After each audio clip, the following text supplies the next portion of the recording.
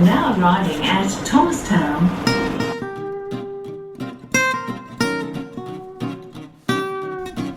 This episode of This Thomo Life is proudly brought to you by Yarra Plenty Regional Libraries, Thomastown Branch. Welcome to the first program of This Thomo Life. On today's program, we have Sunshine Cross. She's the Community Development Officer for Thomastown and Laylaw. I'm Dean Miranda and welcome to This Thomo Life. Today I'm going to start off, because it's the first program, with a brief little history lesson. So if you don't mind, here it goes, in dot point so you don't get so bored. Thomastown came into existence in 1848. John Honable Thomas and Mary Hartnell bought the land of 106 acres. 2 years later, William Westgarth bought it, and he made way for German settlers. Thomastown Post Office opened on June 9, 1862. The Thomastown area attracted a lot of farmers and racegoers. Epping Railway Line opened in 1889, and Pura Milk Company, which was in Thomastown, expanded into Preston. This was all in the 30s. In 47, a housing cooperative formed 2 kilometres north of the suburb in Laylaw, and then Thomastown followed suit. Although there were a lot of German settlers here, in the 50s and 60s, a lot of European migrants came across. There were Italians, Macedonians and Greeks. In 61, the first primary school opened, that's St. Clair's, and it was followed by Thomastown Secondary College and then Thomastown West. Since then, many migrants and former refugees have called Thomastown home. It's busy, it's culturally diverse. You go out in the street and you can have a chat with anyone. Visit the groceries, the cafes, have lunch, read a book at the library. People are happy here and they want to have a chat with you. And that's what we're trying to do. We're trying to bring people in and tell their stories.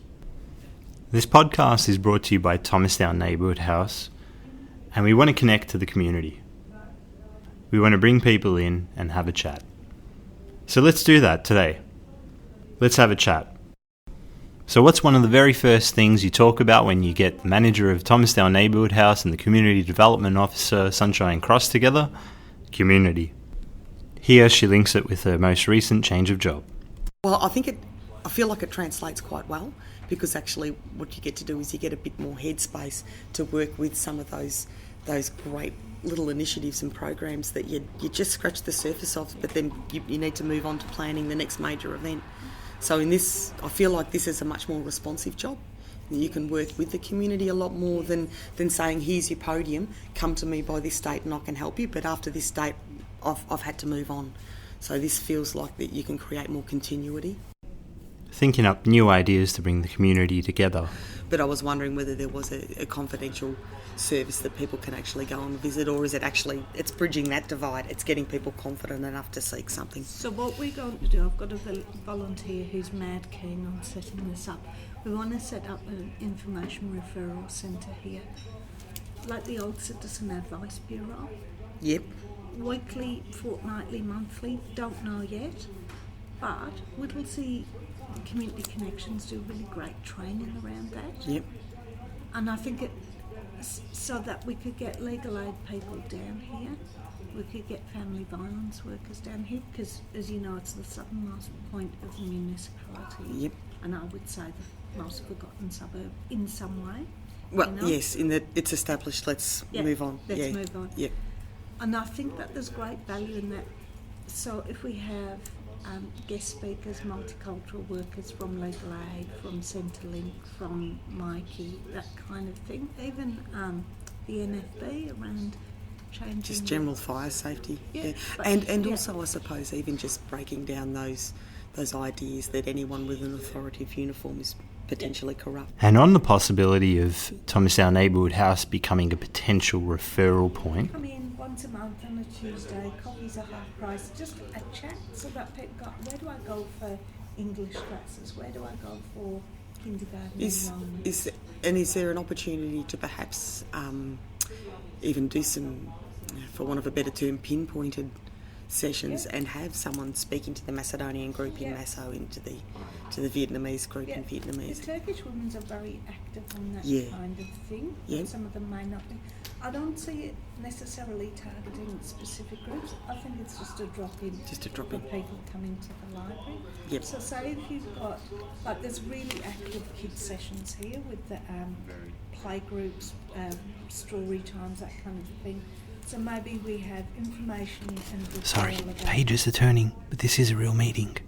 Children's activities in the city of Whittlesea, how you enrol for kindergarten, and at the same time have multilingual parts for legal aid and domestic violence help parts available. Not that they're not that it's, you can only get them on a Tuesday.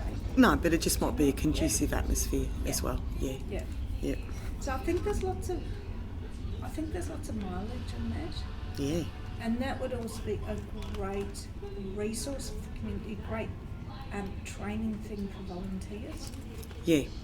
And a good asset. Absolutely. And also that opportunity, I suppose, is what you were saying, to plug in some of those service providers to be arriving at a podium that's something like that, then it already gives them a different energy. Yeah. So keep it informal. Like we could just go first Tuesday of the month, information referral, half-price coffees and a guest speaker. Yep. And build it. I mean, I think that I'm feeling like we might just establish it this year, just do the groundwork on it, get a community grant to support it, to see how much legs, see what we can do with it. But I think over the next 12 to 18 months, we're going to need to look to a philanthropic trust or a state government grant. This needs to be a training facility. This needs to be barista training, workplace ready training for 15 to 25-year-olds, because this is the biggest asset we've got in terms of that employment education. It directly translates into, Now, when Justine talks about the biggest asset we've got, it's not me. It's the coffee cart. The coffee cart was set up in about August, means to bring in the community and actually have a chat with the community. It also serves as a place to be for people. So you can come into the library and we have our coffee cart set up Mondays to Thursday. It's 9 to 12, Mondays to Thursday. And just come in and have a chat with us. Buy a coffee, drink a coffee, read a book. Probably philanthropic money would be the way to go. Yep. But we need this to be ongoing and sustainable. Yeah. This would be great. You get 10, 15 to 25-year-olds in, you train them, they're work ready, because there's nothing else in the city of Whittlesea. No. There's the community hub up in Epping. Epping, Yeah. Yep. And they've got a social enterprise thing going there. But has that actually translated into free training yet? No. You're planning on seeking funds so that this can be some free training and free placement? Yeah. Yeah, even if there's a nominal fee for the training, like $20, and you get, you'd have to go to the city to get barista training. Yeah, so absolutely. It's something that we can really, Oh, and it's tangible. How many coffee shops you drive past on the way to track? Really tangible. For an established suburb, Thomastown has loads of potential still. Some might say you can get anything in Thomastown. The suburbs laid out, and I've talked about this 100 times. It's not lay long. You don't have the shops and the library and the post office together. So when we run a market, we might have 300 or 400 people here. By the time we pack up, it is empty in the car park. It's tumbleweed. Yeah. Because you've got to come here. Yes. You've got to be. It's not a here. set of shops. It's a You're not on your way. It's not incidental. Unless you're really used to using this facility, it's never incidental. There's got to be a point of being here. So people actually plan to come to the market as opposed to planning to get the newspaper and there's something else on. Yeah. I always think about the endless potential with this suburb. Endless. The gateway to it is the Blue Tack factory on the left, and I would love to think if we could get Blue Tack to sponsor a little claymation, This Thomo Life thing, 3 minutes claymation of, life in Thomo. Well, Blue Tack used to be really heavily involved with the community festival before my time. Yep. I think the last year they sponsored it was my first festival, 2007, and they used to have what they used to do, the Blue Tack sculpture competition. So this, yeah.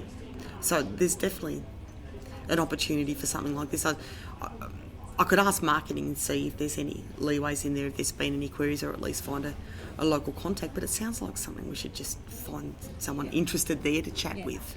The Blue Tack sculpture competition was really quite an important fixture of the community fest for quite a while. I never heard about that. Yeah, well, I think the last one was 2007, and there was a Georgie who used to work in marketing when I first got there, who was sensational, and it seemed that she was better at realising opportunities across the board. And the next person that came in and replaced her, thought Georgie had trained her up, so same, but it's really shifted a lot since then. So we'll just see if there's. I might even just have a look through our old files and see if there was any contacts there. Yeah. I also think when I started here, I thought, how about we had a This Thomo food and wine festival event or a food festival event, because everything's here, Batoki hams, Jalna yogurts. Yep.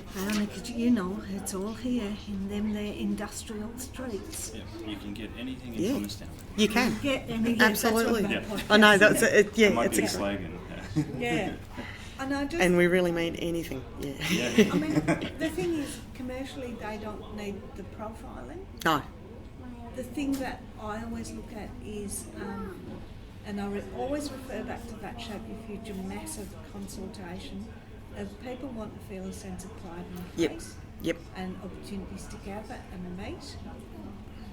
And if we could do that, it needn't be massive, it needn't be the mass tablecloths and 3-piece orchestral bands, but something that people go, wow, this is our suburb, this is what's made here. And maybe it's a bit ambitious. Now, Westgarth Town, that's Westgarth in Town. Thomastown or Layla? It is in Thomastown, isn't it? Next time you come, we'll do the walk. I love it. I've been there several times. In fact, when I first accepted the job, I took my mum straight there. Right. So come and have a look at it. It's the jewel of Thomastown. Let me show you this. The jewel of Thomastown. But wouldn't that be a beautiful spot to do a food and wine event? Even an afternoon tea. Yeah. You know what I mean? Some dips, some ham. Aperitif. sandwiches. It puts Thomo on the map. Showcase what you have. Showcase. Yeah, You know, there's buffalo mozzarella. Oh, yeah. The food around here is in fact everything you're trying to find in your local deli at your IGA. Yeah, it is the duck's guts. It's the good food. You're in good hands when you've got two minds like these at work. I reckon you can expect some big community events coming up. Have either of you guys seen the Love real estate book as well, the heritage book? I just happened upon it in Layla. I was in one of the great Lebanese bakeries, and it's this huge. I wonder whether the library's got a copy. You should request one. It's a beautiful hardbound book, and it's primarily the cover I think was red and black. It was called Love Real Estate, and they're obviously maybe the first real estate agent in this area, and so this fantastic history of how this area's grown, but how it's related to food bowl stuff further up the line and Melbourne as well. So really great book. I've got to get my hands on one for Caitlin as heritage officer. But yeah. They have photographs of... some great old photographs, yeah. But what it had in the start, which was really fantastic, was timelines about the growth of Melbourne as a metropolis, along with this area being the feeder. But northern suburbs in general, so, dairies in Fairfield and, so really, great information. Yeah, the whole Plenty Valley Mill information around a Carome homestead, etc. As you can see, there's a want for history, a need for history, to see who we are, to see where we've been, where we're going. I think we can all tap into that. Ask people, talk to your neighbours, ask them questions, be hungry for it, and you'll see there's a different side to everything. Have a chat. That's what we try to do.